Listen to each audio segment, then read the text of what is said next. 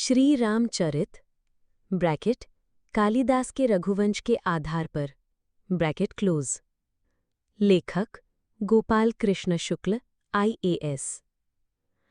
प्रस्तुत श्री रामचरित कालिदास के रघुवंश के आधार पर है। ये लगभग सभी को मान्य है कि कालिदास के काव्य में भारतीय संस्कृत और सोच का सार विद्यमान है। हमारी मान्यता है कि कालिदास भारवी और बाणभट्ट के काव्य ग्रंथों को भली भांति पढ़े बिना कोई न भारत को ठीक से जान सकता है और न सच्चा भारतीय बन सकता है।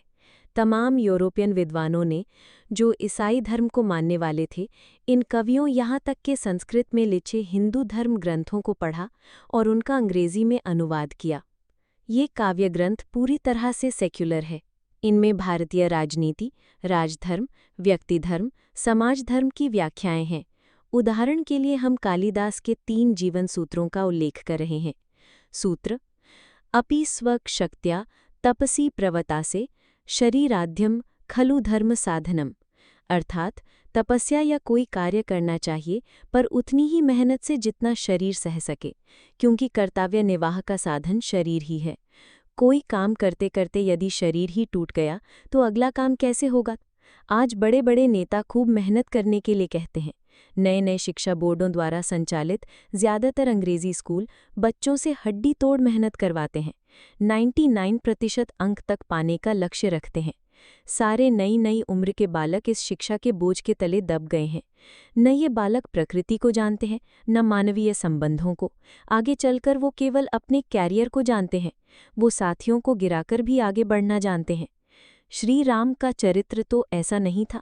उन्होंने अपने को दबाकर न जाने कितनों को आगे बढ़ाया, जैसे श्री हनुमान, भरत, लक्ष्मण, विभीषण, सुग्रीव, जटायु।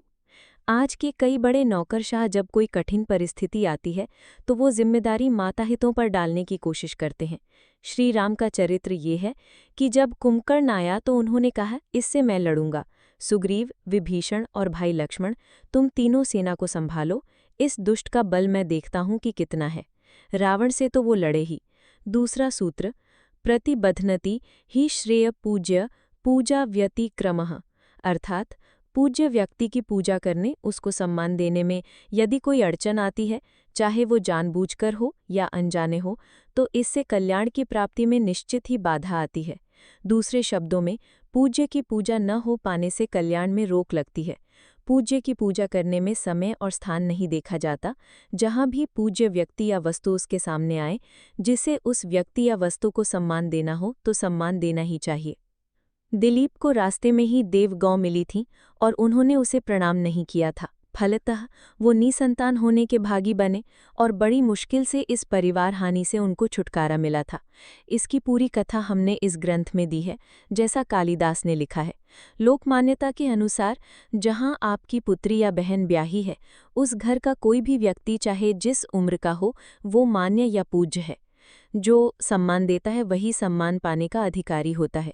कालिदास का ये सूत्र व्यक्तिगत उत्थान और पारिवारिक सौजन्य तथा सामाजिक राष्ट्रीय समरसता पैदा करने वाला है।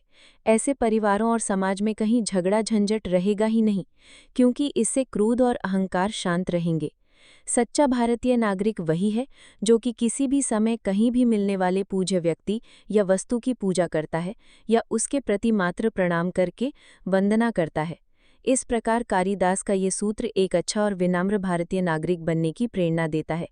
इससे अच्छा समाज बनेगा और पारिवारिक रिश्ते नाते मधुर और स्नेहपूर्ण रहेंगे, जिससे पारिवारिक झगड़े और मुकदमेबाजी कम होगी। मौजूदा पीढ़ियों को अपने मुख्तारी में अपना और अपनी भावी पीढ़ियों का कल्याण देखना है तथा अपने मानियों सहित अपने परिवार को एक शांत और सुलझा हुआ परिवार बनाना है।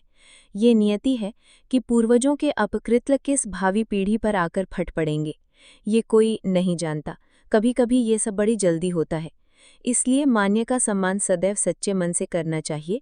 ये कालिदास के उक्त सूत्र का अर्थ है। सूत्र: याचिता मोघा वरम अधिगुणे नाध में लब्ध कामा। इस सूत्र का अर्थ ये है कि भले आदमी से कुछ मांगने पर न भी मिले तो वो अच्छा है, परंतु अधम आदमी से इच्छा की पूर्ति हो जाना अच्छा नहीं है। तात्पर्य ये है कि किसी अधम आदमी से कुछ नहीं मांगना चाहिए। कालिदास चाहते थे कि भारतीय नागरिक ऐसे उच्च विचार वाले हों और समाज में अधम लोगों का सम्मान न हो। इससे लोगों में आत्मसम्मान की भावना बढ़ेगी और वो जो भी काम करेंगे वो ईमानदारी से करेंगे और ये प्रयास करेंगे कि उनका काम अच्छे से अच्छा हो।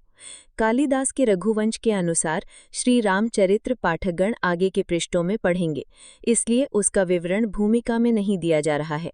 ये लघु ग्रंथ पाठकों को अच्छा लगेगा, ऐसी मेरी भावना है।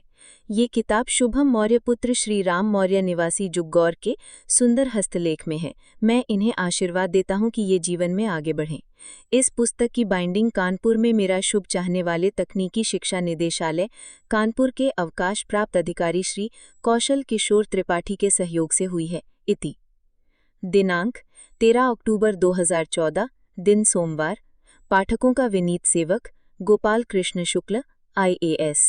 श्री रामचरित